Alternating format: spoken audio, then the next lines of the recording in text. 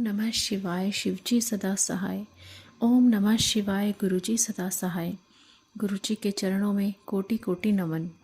जय गुरुजी। संगत जी आज हम पढ़ेंगे दिव्य आभा अध्याय 4 अंधकार नाशक। ये जर्नी है श्रीमती अनीता वर्मा जी की, जो कि नोएडा से हैं।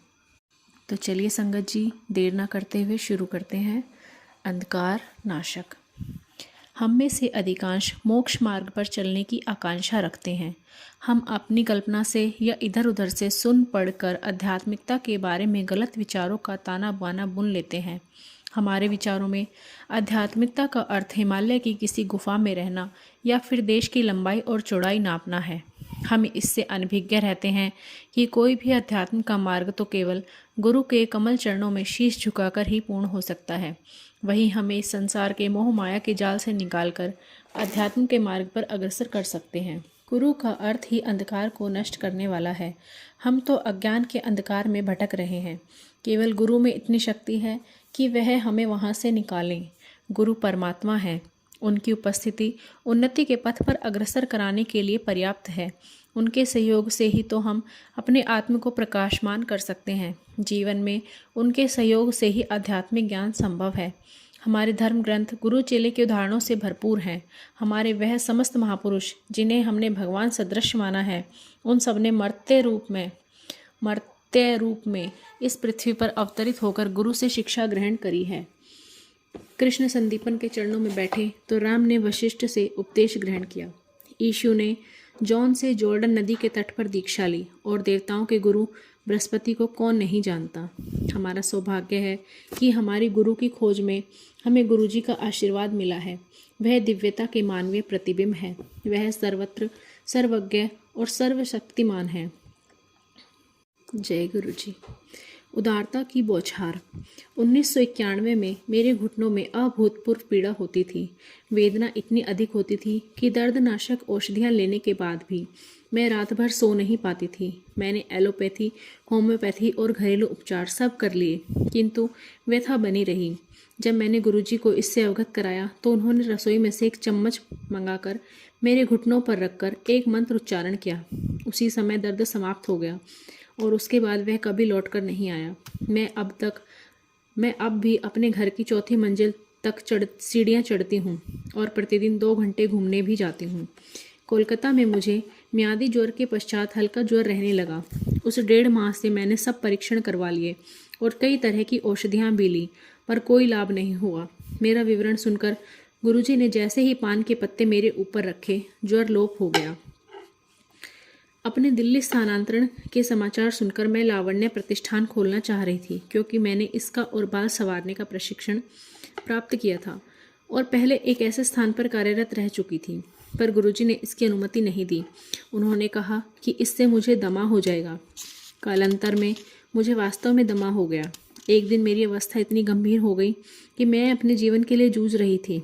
मुझे सांस लेने में अत्यंत कठिनाई हो रही थी और मुझे प्रतीत हो रहा था कि यह मेरे जीवन का अंत है। मुझे शीघ्र अतिशीघ्र चिकित्सालय ले जाया गया। पूरे मार्ग में मैं गुरुजी का चित्र अपने हृदय से लगाकर उनसे अपने जीवन रक्षा के लिए प्रार्थना करती रही। तत्काल मुझे प्राणवायु और कुछ इंजेक्शन दिए गए।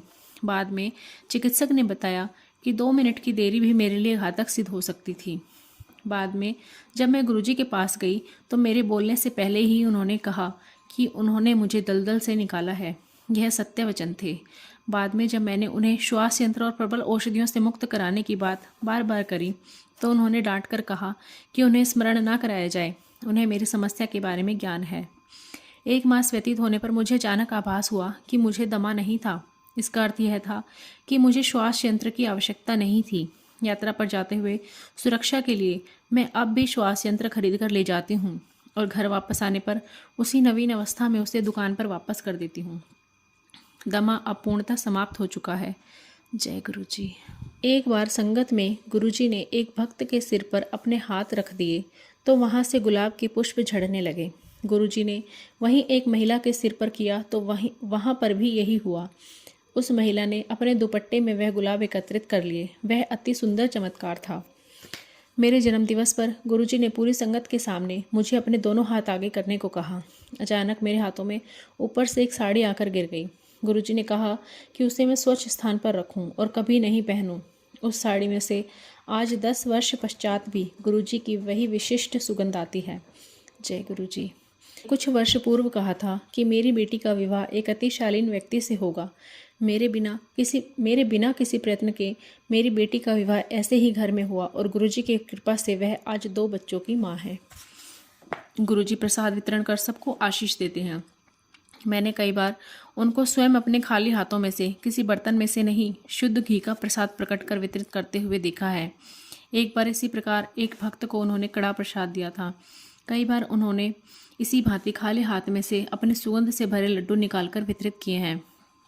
सबको मेरा परामर्श यही है, अनेक कम गहरे कुएं मत खोदिए। इसका जल या तो खारा होगा या वह जल्दी सूख जाएंगे। एक गहरा कुआं खोदिए जिसका जल आप जीवन भर ग्रहण कर सकें। अध्यात्म ज्ञान एक गुरु से प्राप्त करने का प्रयास कीजिए। उस ज्ञान के गूढ़ अर्थों को समझिए। कुछ वर्षों तक उनके चरणों में बैठिए। यहाँ वहाँ घूमकर उत्सुकतावश कई लोगों के मध्य बैठकर आप थोड़े ही समय में अपनी आस्था खो सकते हैं। केवल एक गुरु के वचनों का पालन कीजिए। अनेकों के पास जाने से आप हैरान हो जाएंगे। आप किंग कर्तव्य विमूढ़ हो सकते हैं। स्मरणीय है कि एक चिकित्सक से आपको निर्धारित औषधि मिलती है, 2 से परामर्श और 3 से दाह संस्कार की विधि।